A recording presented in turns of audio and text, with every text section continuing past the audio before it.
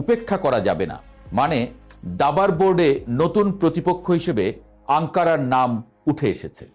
তুরস্ক ভালোভাবেই বুঝে গেছে গাজা, লেবানন, সিরিয়া, ইরানের পর চাপের কেন্দ্র ধীরে ধীরে তাদের দিকে ঘুরতে পারে। এটা সরাসরি যুদ্ধ না হলেও রাজনৈতিক, সামরিক ও কৌশলগত চাপ বাড়াতে পারে। তবে তুরস্ক কি প্রস্তুত? এটাই সবচেয়ে গুরুত্বপূর্ণ প্রশ্ন। তুরস্ক শুধু বক্তব্য দিচ্ছে না, প্রস্তুতিও নিচ্ছে।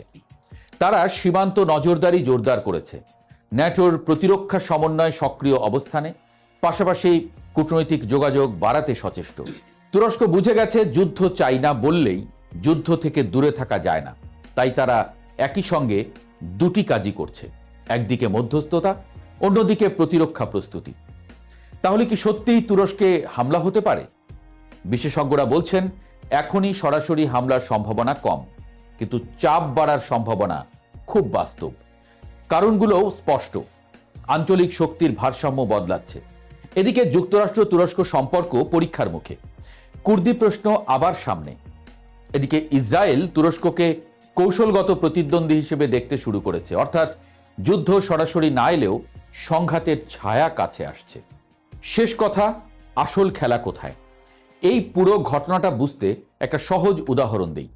ধরুন দাবা খেলায় প্রথমে ছোট গুটি মারা হয়, তারপর বড় গুটিগুলো সামনে আসে।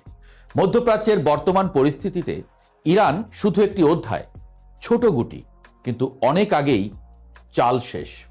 তাই তুরস্ক ভাবছে পরের চাল কোথায় পড়বে। তাই তারা এখন যুদ্ধ থামাতে চাইছে, কারণ তারা জানে যে আগুন অন্যের ঘরে জ্বলে সময় পেলে নিজের উঠোনেও পৌঁছে যায়। মধ্যপ্রাচ্যের রাজনীতি এখন ঠিক সেই আগুনের মতো, আর তুরস্ক দাঁড়িয়ে আছে আগুন আর নিজের বাড়ির মাঝখানে।